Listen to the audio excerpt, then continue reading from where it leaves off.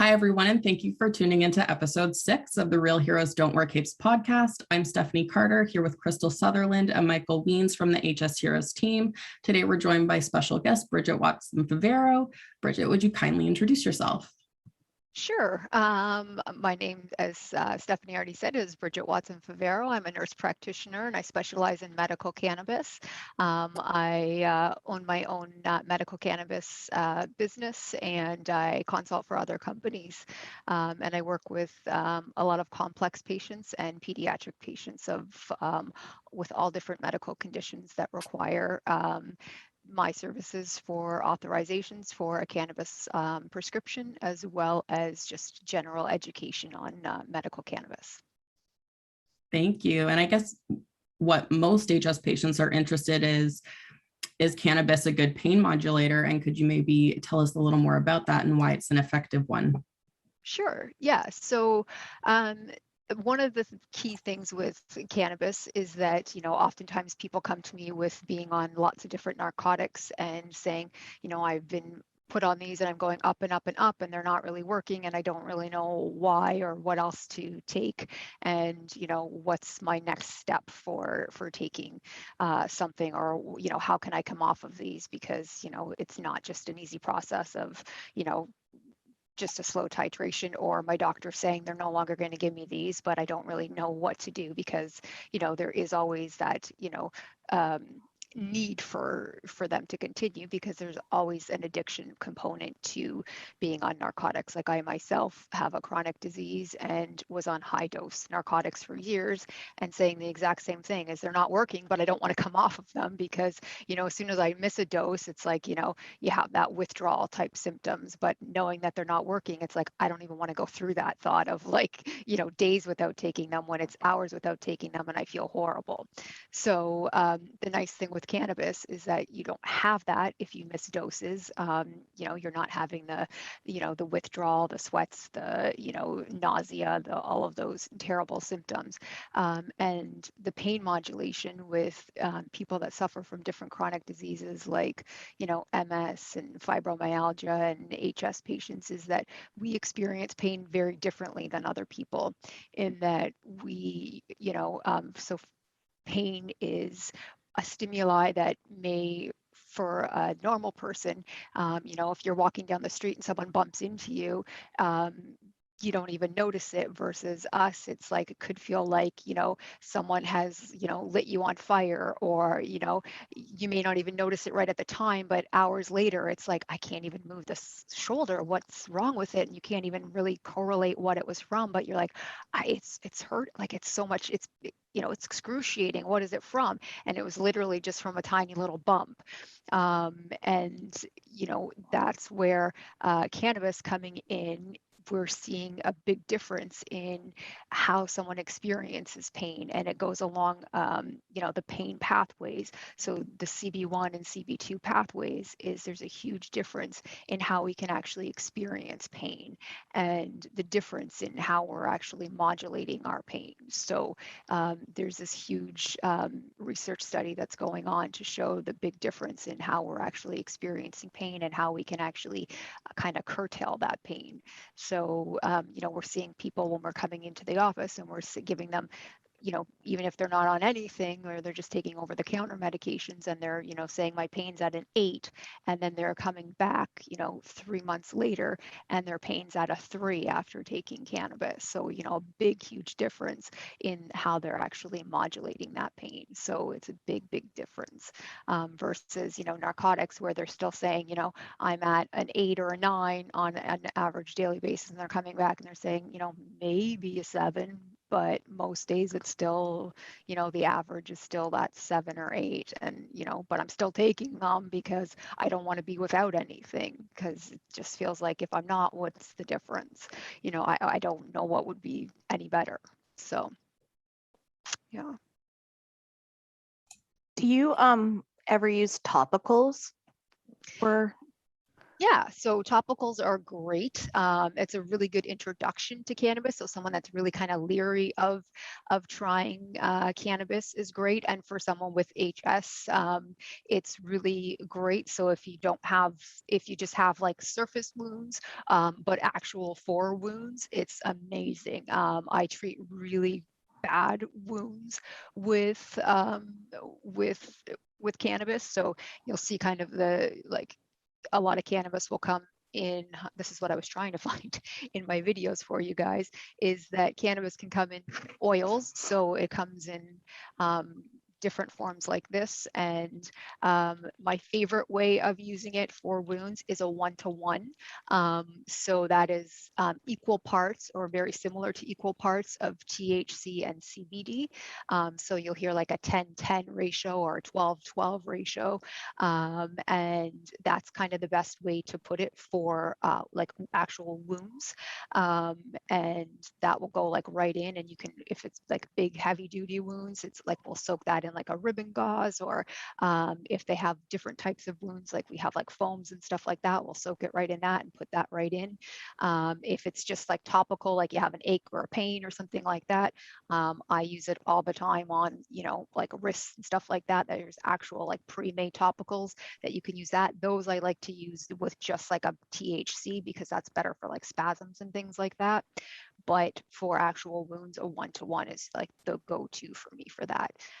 Is there a little bit of a risk with inside the wound of having some THC effects?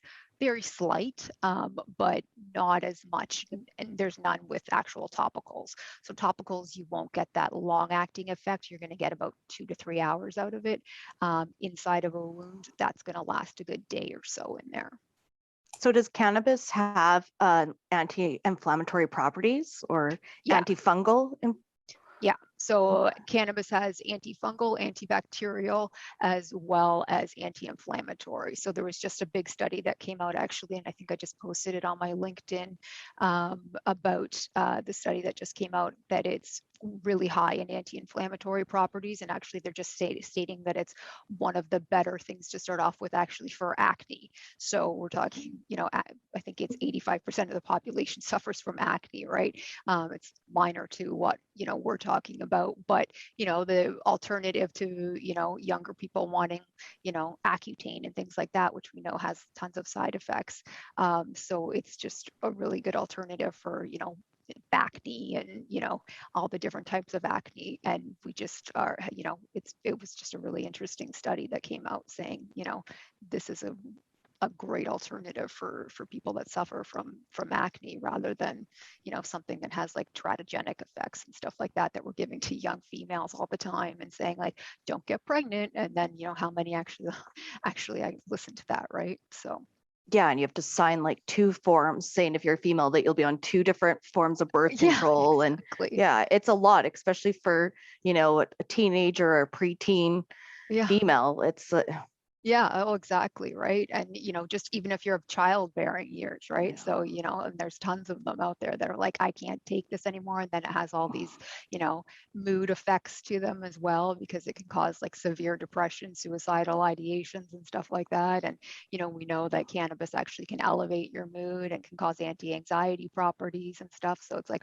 why wouldn't we try this first now? Seeing this study come out where we knew these properties before, but I never even thought like, oh, I might try that for acne, but now it would be something I would definitely go to for a teenage girl, or a 22-year-old that's coming in saying, I have this really bad cystic acne. Well, let's try this instead. That's really interesting. I know like a lot of HS patients are concerned about the smell, and I was always wondering if there was like something that could be applied to like the wound care. And I wonder if applying some of like, is it called a tincture? Like it's the mix to bandages would maybe help like mask some of the odor, or maybe control it with the anti-inflammatory and antifungal properties. Yeah, so with regards to like if we're actually putting it like right in the wound,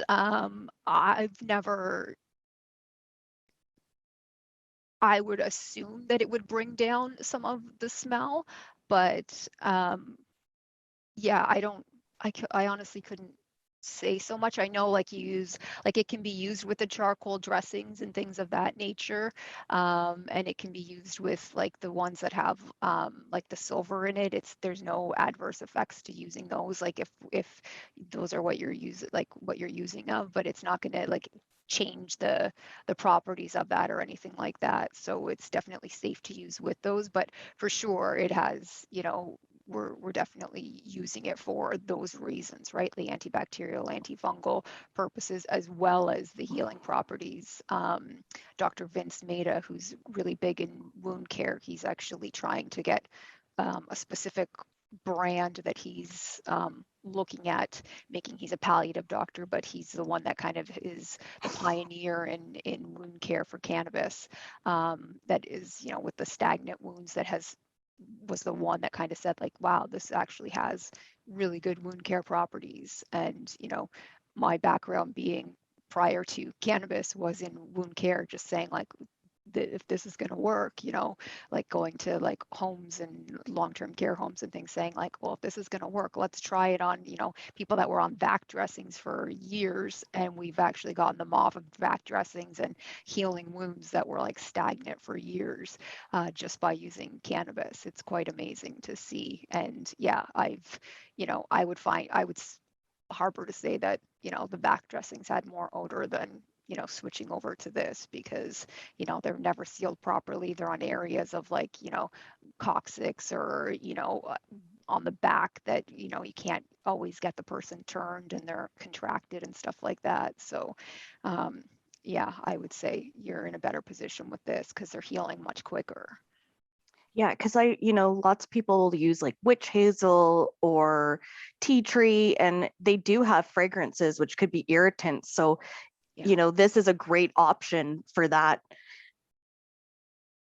Yeah, for sure. For sure. I've never heard anyone complain about this too, because sometimes the tea tree oil, which I've had patients use before, that say like, it burns or it stings, and I found that it's irritating around it. And yeah, I definitely have seen that, right? But yeah, I definitely haven't heard that so far yet. And I would like to know if it is, because, you don't want that on someone, right? Like, Mm-mm. your skin's already bothered from the wounds that you have. You don't want to irritate it further, for sure. No. I've used like the mixture in soap before. I get eczema in like the creases of my arms here. And I used to use like Neutrogena and all different kinds. And when I started using that soap, it just immediately went away. And I was just so impressed. Yeah, it's really good for eczema and psoriasis. That's where I really started noticing for first that it was having really good effects with my patients, like people that were saying like I would never go outside because, I was embarrassed what my skin looked like, for, people with like like psoriasis especially, right? Can be quite extensive for people. And then they're like, I just started using this and it was, night and day. Within, 2 months, I was, able to wear short sleeves and felt comfortable going out. So yeah, and I was like, making notes like, really? I didn't even think about it. And then it was like, started following more people with it, and was like, wow, it's, there's something to this. Like there's, it's not just, the inflammation that they're bringing down. There's definitely more properties to it that we need to be exploring. Now, a lot of HS patients are on various medications because many of us use a combination of therapies to keep our HS under control. If you're Yeah. looking to ingest cannabis, are there any drugs we should be worried about having adverse interactions? So there's a lot of medications that we say you kind of have to space out with cannabis, like like make sure it's about an hour and a half to 2 hours apart from. But there's really only about, I would say, like a dozen or so that are kind of really, it would be a conversation that we'd have to have, like, does this risk outweigh the benefit? And then there's kind of like a handful that I would say you have to switch, like either you have to switch this medication if you really want to go on cannabis, and like one or two of them being offhand, being one of them's a cholesterol medication, simvastatin, or Zocor is the one name for it, which is pretty easy switch to another cholesterol medication. The other being a blood thinner, which we don't really see too often anymore, which is warfarin or Coumadin. So we usually see the newer classes out there. Like I'm in particular, I use cannabis every day of my life. And I'm on a blood thinner, but it's, you know, it's endoxapan, it's a newer class. But, you know, and I have seen patients that are on warfarin that have been using cannabis already when they come to see me.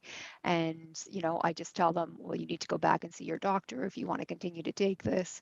And, you know, have you ever had any issues with your Coumadin? And, you know, it's usually that your Coumadin levels can be very flux when you take that. So it could really change how that goes.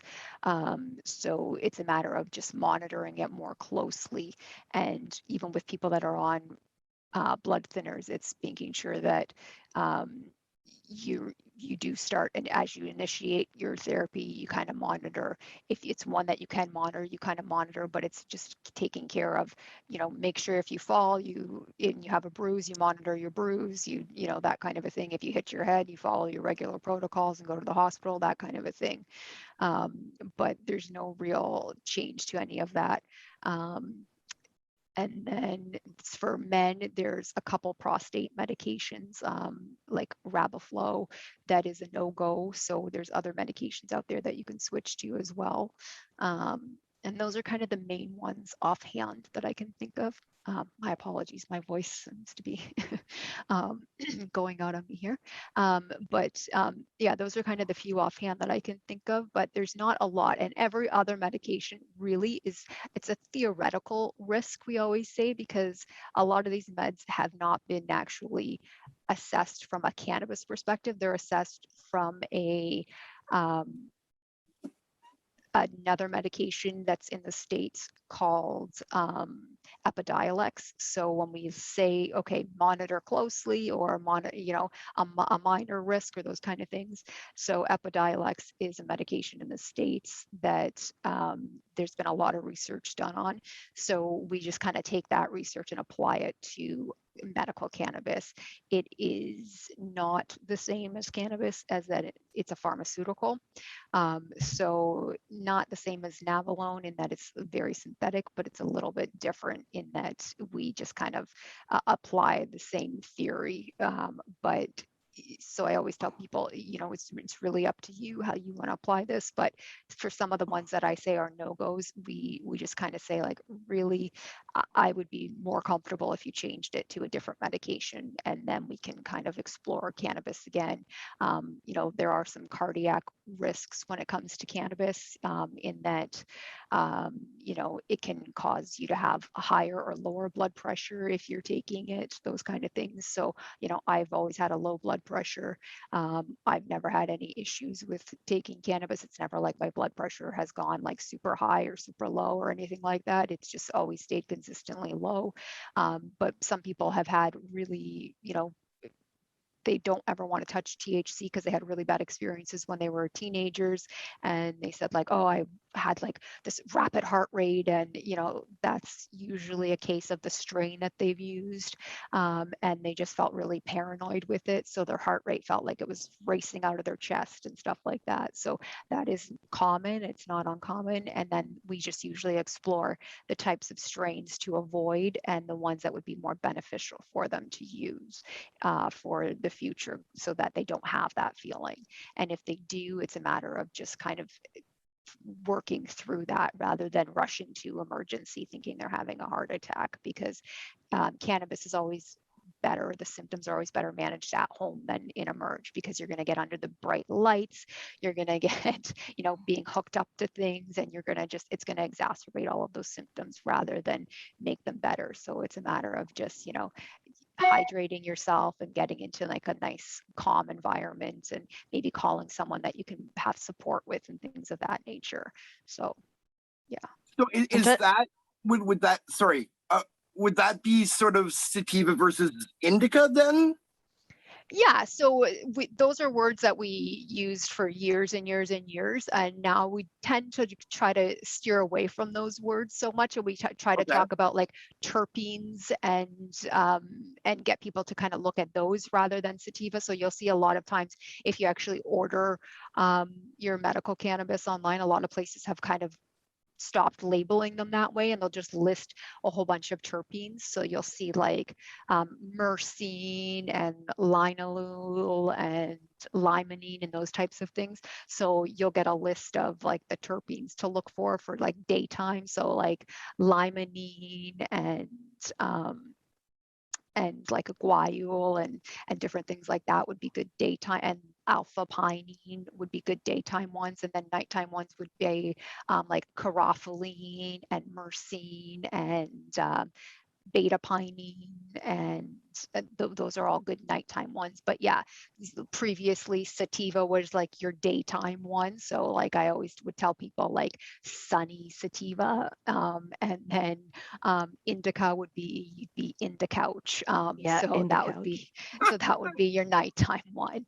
And so that's how we used to always distinguish those, right? So you'd kind of want to look at them that way. And some places still label them, but if you really look into now how a lot of them are breaking them down, you're going to look at the terpene profile, and that's how it's going to break down.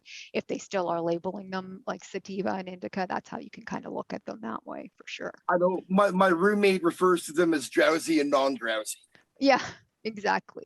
Yeah, exactly. And that's pretty much what it is, right? Like the sativas or those terpenes are going to be, you're going to be awake and alert and more focused. And then the nighttime ones, you're going to basically be ready to go to sleep. You know, you're going to want to be, you know, some people get really couch locked with them. So some people say like, I got in the couch and I'm like, literally, I couldn't get out. Like I was just watching TV, you know, laughing, couldn't get out of the couch, that kind of a thing. Like, and that means that that's the myrcene that's in there. So I always tell people if you're that bad and you like literally couldn't get off the couch, you have to be careful of that myrcene, because some places, some of the cannabis puts a lot of myrcene in there, and it affects people very differently. So I always tell people start off really low with the myrcene and see how you want it. Like for some of us that are really used to cannabis, we want a lot of myrcene because it's a really good sleep aid. Like you will sleep like you've never slept before with myrcene. Like it's wonderful for people that have sleep issues, and you don't even have to go that high on the percentage. Like people always think, oh, you have to go really high with the THC to get a good sleep. You can be at like 10% of THC as long as that myrcene's up there, and it will be like lights out, I'm done. Like you wake up and you're like, I haven't slept like that since I was a teenager. And other people will be like, but I need 25% THC. I'm like, honestly, this myrcene on this one, you will be fine at like 8-10%, and you will sleep. And they're amazed when they actually try it. But it's you just have to really look at them, and it's they're pretty amazing. And terpenes are just literally like that, the thing that gives like the aroma to the plant, and the flavonoids and things like that. And they're pretty amazing. And there's a lot of research going into terpenes and the additives. And some oils come terpene free. Some oils, they add them back in. And when they add them back in, those are the good oils when they're added back into higher levels. So some of them are almost negligible in the amounts that they put. Others are quite good in the amounts that they put in. It's, it's almost overwhelming going down to the corner. We're all in Canada, so literally every corner there's now there's more marijuana stores than there are liquor stores I've been seeing. Oh yeah. And it is very overwhelming to go into one of these shops with the amount of different products. I'm talking chocolates, gummies, drinks, vapors. Like you go in there and it's some kid working behind the counter who knows nothing that's going on other than what's on the paper you can pick. And like, it's really overwhelming. Like, and I can see how folks would, get a product, go home, maybe do too much, or, like there's not a lot of guidance or regulation on that. So I feel, it's just so interesting that, you know, to have a professional with the medical background be able to guide so that, you know, you can just ease some of these fears and explain away how the products work, really. Yeah. Yeah. Oh, I know. There's so many. I'm in the Falls, and there's like you can't go like half a block without seeing one. I said to my husband the one day, because it started off and they were just trickling in, and I was like, all of a sudden it was, you know, a month later, I'm like, there are more more cannabis stores than there are Tim Hortons. Like that's got to say something, right? Like you're just looking everywhere. You're like, oh my gosh, there's another one. There's another one. There's another one. I think there's like 16 or something like that right now. Like it's insane. But yeah, and legally from their side, they're not allowed to give you medical advice, right? They have to just say like, what do you want? Look, what are you looking to feel? You know, like that's kind of their mantra. Like, and then that's pretty much it. So we work quite a lot with the recreation stores out in this area, and it's like if you have someone that's asking a lot of questions, medical questions, like just give them our card and they can come and speak to us, because it's a matter of, you know, don't give them advice, especially if it's, you know, someone that's coming in that has, you know, actual medical problems that you know, I don't want them going home with a THC product that they shouldn't be, or, you know, CBD I'm not overly concerned about. But sorry, my dog's in the background there. You know, if they're saying like, you know, I'm on these medications and I don't want to know about this and I want to know about this. And if you're feeling like, yeah, I don't know if I should be giving them something or what to give them, then just say, you know, well, maybe you should just start with a CBD, and maybe here you should speak to this person if you're wondering if that doesn't work for you. And at least they can have that at home saying like, yeah, this didn't work, but you know, maybe I should call someone in for the next part, just because, yeah, it's, you know, they're like, you know, 18, 19 years old working there. And, you know, some of them have really good knowledge, like some of them were previously medical places that changed to recreation and their hands are tied, right? So it's tough for them too. But at the same time, it's, you know, the regulations really should change in those places so that they at least can, you know, offer support if they needed to, but they can at this point. So it's tough. Yeah. And they're also a salesperson too, right? So well, exactly, right? So this is on sale. Why don't you try this, right? Yeah. Like if that's the product that they're pushing that month, or if that's the, you know, the company that they're working really closely with, then they're always going to push that company, right? Regardless if it's the right one for you. So yeah, that's tough. And I'm pretty sure in Alberta, like all their products come in on a lottery. So they don't know, they can't order, they just get what they get that week. And that's how it goes. Yeah, that's not good. Yeah. Yeah, hard to be consistent that way. It is. It like you find something that works for you, and then what, you have to drive to 5 or 6 different places and be like, hey, did you guys get a shipment of this? It's really frustrating. Yeah. Yeah. We had a patient write in to ask if you get the benefits of cannabis for pain management right away, or is it something you have to take long term? So it depends on what you're taking. So if you're taking CBD, it usually is something that you would gradually increase the dose. So I usually recommend starting at, like, if you're using an oil, then you would start off, you know, at like 0.2, and then every 3 to 5 days you would move up by 0.1 until you get to a therapeutic dose. So it usually takes about 4 to 6 weeks to get up to that dose, and then you should start to notice those effects.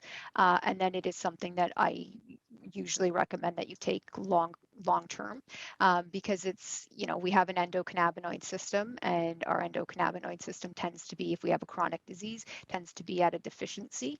So we're kind of building that back up. So oftentimes it takes about 6 months to build that back up. It can take longer. So depending on how deficient you were.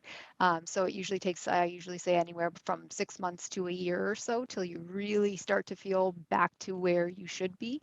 And then oftentimes people will come back back after that year and say, I'm taking it now just kind of as needed, or I'm taking it once a day rather than twice a day, or I'm still taking it twice a day because I really like how I feel. Like it all varies, but on average, most people go from like twice a day to some people take it 3 times. It really depends, but my recommendation is usually twice a day, depending on, you know, how severely ill that person is. And then by the time I see them back in a year or so, they're taking it less than that. So they'll say, like, I'm just taking it kind of when I have flares or when this happens and that happens. But, you know, some people do stay on it for life. Like I've been on it for going on 8 years because I don't use anything else for pain anymore. Previously being on like 11 medications to now being on 3. So, and none of them are pain related. So it's just something I'm comfortable with. And yeah, some people, you know, just as I said, most people are, you know, just kind of on the as needed or once a day kind of maintenance dose. And then if you're using THC, you'll notice those effects fairly quickly. So even though we start off low again, to that 0.1, you'll, as you move up to like 0.2 and 0.3, as soon as you find that dose that's going to work for you, it'll be like within usually about a week to 10 days that you'll notice that dose for, you know, for pain, or even if it's a 1-to-1, same thing, you're going to notice it a lot quicker because THC, CBD is something that it doesn't alter your state in any way. So it's not in the sense of it's not intoxicating. So it is considered like psychoactive because it changes our brain chemistry, but it's not intoxicating, versus THC is intoxicating. You don't have to feel high on it. So most people that use THC on a regular basis walk around just like people that are on narcotics regularly. They don't feel altered in their state. They just feel pain-free, but they feel better, right? So when you get to a dose that you feel better on, not intoxicated, but you will notice the change fairly quickly. Thank you. Michael, you've been using cannabis as a pain modulator for a very long time. Do you notice a difference when you don't take it to when you do? Oh yeah. Also, I should also say I'm on a few strong narcotics as well. I'm on hydromorphine, Percocet, but certainly when I can afford the cannabis, I much prefer it. It has me feeling better as opposed to just feeling tired and wanting to go to bed. Cannabis will actually give me the pain control I need to feel like I have a bit of a life again. Yeah. And it's certainly the more cannabis I use, the less narcotics I have to use, which is another, huge benefit. Which is the sad part of it all, that cannabis is not covered, and yet they'll cover narcotics no problem. So that's a huge fight that we fight every day. I get 100 tablets of Percocet and Hydromorph every month, but they won't pay for my high CBD or THC or if I have the preference, it would be probably all weed and no narcotics, but there's no way I can afford that. But no, I had a doctor tell me 15 years ago that I should look into medical cannabis. Yeah. And I have been on it, not every day, again, price, but almost every day since. And no, it changes my life. It really does give me the ability to have a bit of a life. Otherwise, I have a really severe form of inflammatory arthritis called Sappho syndrome. And like most days I am in a lot of pain and I don't really want to do anything. Cannabis really does give me the ability to actually get out in the world, have a bit of life, do a podcast. Like just sitting here, I smoked right before going on. I wouldn't be able to sit this long without it.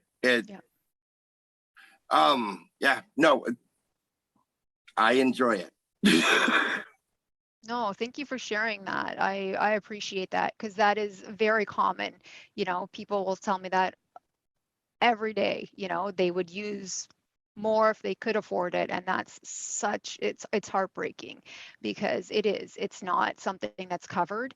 Some patients have a little bit of insurance, but it's not enough to I'm on cover ODSP, it. so there's no way. And ODSP won't cover it, and the government won't cover it. But yeah, they'll cover narcotics, and especially when we were on lockdown, I can't tell you the number of patients that had to go off of it because they were off of work and ended up back on narcotics. And I'm seeing some patients come back now because they're like, well, I'm back working, so I'd like to get back on some cannabis because I can afford it again. But it was like, it's now trying to wean them down off of some of those narcotics and put them back up. And Right. Oh yeah. it's terrible. It's honestly, because it's just like a roller coaster ride for their system. And it's Well, yeah, I think of it as a dance. Every day Yeah. I have to learn a different dance and do it with the medication.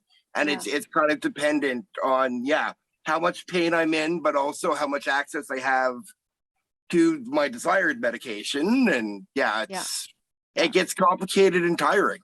Yeah, exactly. And if you need to do something, that all those kind of things, I totally get it.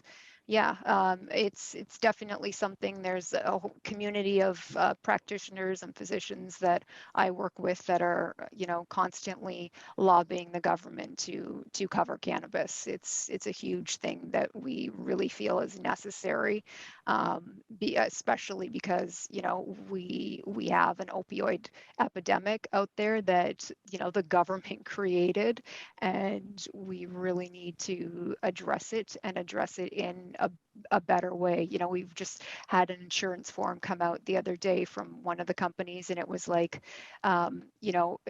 have you tried, and it was like labeling like 6 different medications before they would allow us to authorize cannabis. And it was like, why do we have to try these 6 medications before trying cannabis? Like, we're just creating more problems. Like, we need to just be able to go to cannabis. We need to say, this is patient first, and if the patient wants this first, then we should be able to give this first, and you should be covering it. Don't make us jump through hoops. Don't make us put a patient on a narcotic that has too many issues and too many and or Lyrica that they don't even have an issue with. It's not a neuropathic pain, so why am I going to put them on this? And I've also been prescribed Nabilone, which I'm kind of afraid to try.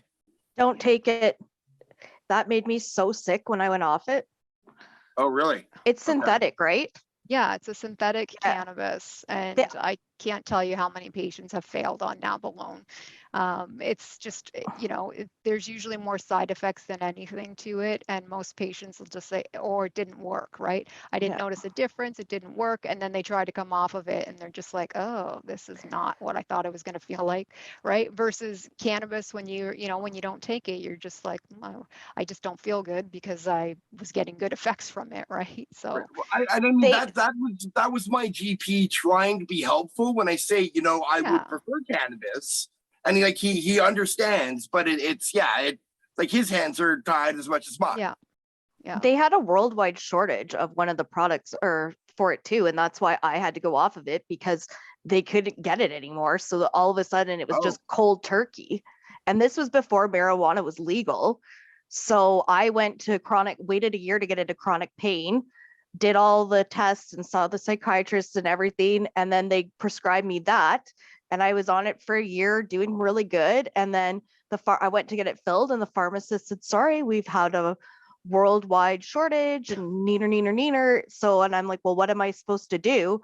And they were like, and it was like awful. I got really sick when I came off of it. And when it did come back in, they were like, would you like to start it again? And I said, no, thanks.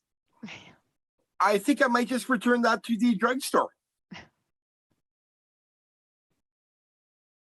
Huh.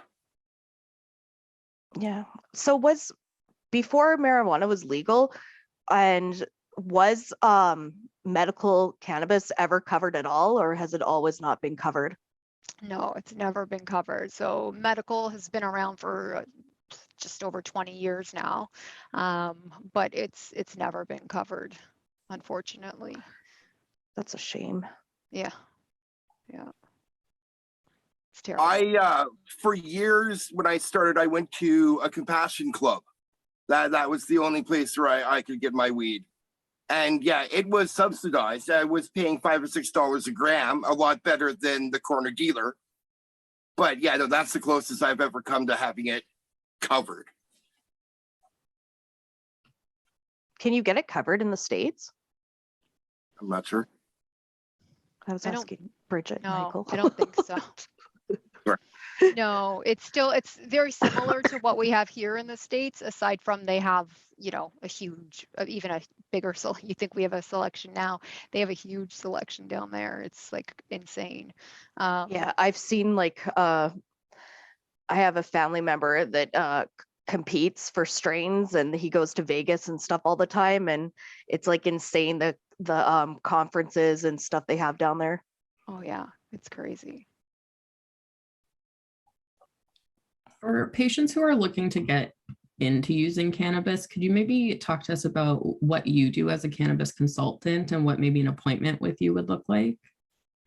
Yeah, so they can book an appointment, either give the office a call or book online at the Watson-Favaro cannabisconsultant.ca, and you can just book directly online, and then you would be able to have an appointment. Most of my appointments usually last about anywhere from half an hour to an hour, depending on how complex the patient is.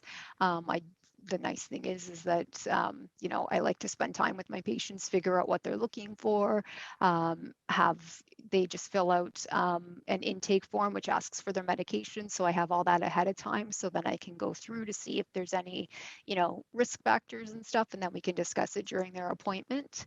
And then I can kind of see if they have any cannabis history that they've tried before, what they have used, if they haven't, if they're new to cannabis, and then we can kind of go through what exactly they want to get out of cannabis, so we can kind of have what their expectations are for cannabis. And then I can make some recommendations for them, and then we kind of discuss what that looks like. So if they are looking at, they don't want to use any kind of THC whatsoever, then we can discuss that, most cannabis has a little bit of THC in it, and that's kind of gives what we call that entourage effect. So the entourage effect is something that basically means that it activates the CBD. So CBD works within our system. Is if you just use CBD alone, it just kind of floats around in your system, doesn't really know where to go. As soon as you add a little bit of THC, so that can be just, 1% THC, it acts kind of like a traffic cop, is how I kind of explain it. It just basically says to the CBD, okay, so you go over there, you go over there, you go over there. So you go to this receptor, you go to this receptor, you go to this receptor. If you don't have that, it just is kind of floating around and you're just kind of wasting your money with it. There has been some research, and you can find CBD with THC free, which is like essentially Epidiolex that is in the States. But if you look at the comparisons to the amounts of Epidiolex used to the amounts that we use over here with our pediatrics, the amounts are huge that they use over there compared to the amounts that we use over here with our pediatrics. And that is essentially a lot of us that see peds feel that it's because we actually use that tiny bit of THC in ours. So they use like 0.3 or something like that in Epidiolex, and we use like 1 to 1.5% THC, and that gives it that little bit of booster, so that they actually have that effect, so that it actually knows what it's doing and where to go in our brains and our CB1 and CB2 receptors. So it's not just essentially just kind of floating around in our bodies and not knowing what to do. So it's quite important. Now they're saying that you know, the ones that are coming out nowadays have, you know, specific terpenes and they know where to go and what to do, and it's making a bit of a difference. But I have tried them. I haven't, like with some of my patients, and they're all coming back and saying that they're not working, they're not doing anything. So I'm still hesitant to see. I'm waiting to find that patient that says it's working great. But, you know, we're still seeing, like, you know, people using 100 like they come in 100 milligrams, and people like them because they don't have much flavor, but they're not liking them because they're going up to like 3-4 mils. Like, I don't know who wants to take 3-4 mils of oil a day. Like, that's just gross. But I think it's a selling tactic down there too, because it's not federally regulated across the states. So I've noticed there's a whole bunch of shops where the state, it isn't legal, and they'll just have, kind of like we have our corner stores here, they'll just have like their CBD shops there. And I think it's just a way to corner the market. yeah.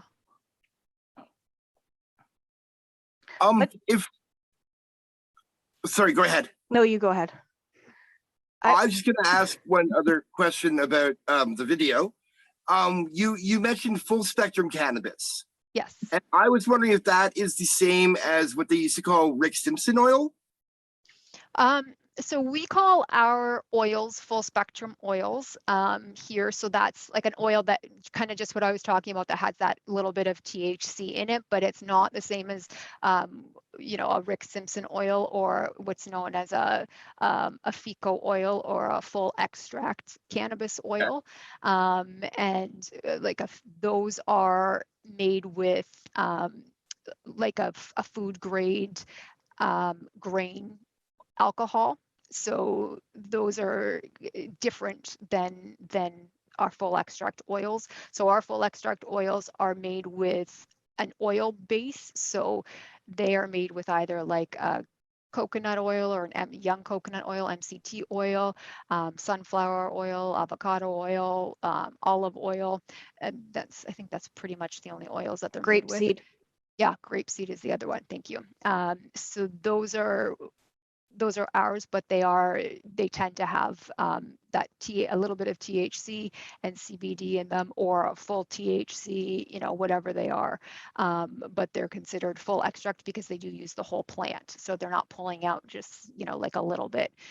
Whereas a FICO oil or an RSO is that thick, tarry black oil. So a company here, which is Shoppers Drug Mart Cannabis. Do they call that like Phoenix Tears, or is that what that is? Yeah, so Phoenix Tears. I don't think I have it here, do I? Because yeah, I was surprised recently. I walked into a dispensary and they had RSO, and I thought that was something of like the old Compassion Club days. Yeah, so I don't have one here, but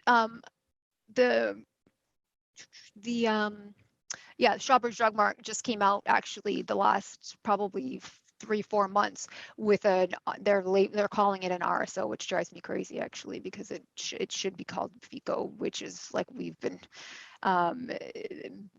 it's just weird marketing for them to call it Rick Simpson oil. Just because of how he made it in his videos, extremely dangerous. So but yeah, it's that black tarry, and it comes the way theirs comes in the in Shoppers is like a tick pen. So it just looks like a long syringe pen, and you just kind of click it, and it clicks out. So like you're supposed to start with like literally like not even ticking it out all the way, and it is very strong actually, to be perfectly honest with you. And it smells. It's potent. Yeah, it's terrible. It doesn't taste so good. Well, I have some RSO that a friend gave me, and it's I was told to take it like it's terrible. Like, or it's you like, get it on your fingers, it's like sap, like, or black tar. Yeah, it's awful. But it's like I've, you know, patients that are like diagnosed with like lung cancer and stuff like that are definitely candidates that want to try it. Like end stage, they have nothing left to lose, those kind of things. Like I have a couple patients that are, you know, should I try it? I'm like, legally in Canada, I can't treat someone with cancer for their cancer. So that's the very first thing I have to start with. But I always say, I can treat you for cancer related pain. And I'm like, no, Okay. so, and this is what I would suggest to do. But, and that's kind of where we start. And then we kind of go from there. And then I would definitely suggest like the fecal oil and, CBDAs and THCAs and, go all into those types of products, which are just basically cannabis in their active form. So they haven't been heated yet. It's basically just using the live plant. I suggest juicing to them, which is great forms for those types of things. Juicing. Yeah. Yeah. Oh, wow. Okay. Yeah. That, you just kind of blew my mind there. Yeah. So it's something that I definitely recommend for people. Like, if you're in a province where you can legally grow your 4 plants, you juice the fan leaves and the sugar leaves and, the buds before they turn any, like when they're just like very first start to show, you do 2 to 4 nugs in a juicer, or, you can mulch them down if you have like an extractor. And yeah, and then you just use fruits that'll mask it because it's quite bitter. So you can use like, mango or pineapple or, anything that you like, and it works really nicely. And carrots in there because they're quite sweet. Yeah. Sorry. You can put it like the flour in like baking products too, can't you? Yep. Yeah, like I've made like banana bread before. And yeah. But okay, when I've baked, I've put it in butter. Can you just like? Oh yeah, for sure. Yeah, so you have to, like, what I usually would say is, you decarboxylate it. So you put it in. Trying to think of that word. Yes. Yeah, so you would put the flour in for like a 250 for half an hour, and then you would just like melt that down into a butter and then strain it out. And then you have like a beautiful cannabis butter that you can use for anything. Like if you can put it in oil too, I always have an oil on hand because I can put that in like by cooking or like a salad dressing or whatever. Okay. or you could put it in like ice cube trays and freeze it too, and then just unfrost it. Works really well. I've done that lots.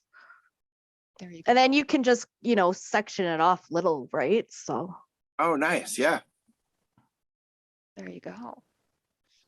This is the first year I haven't grown any, no, second year, because I have a naughty little dog and I can't risk her getting into my crop.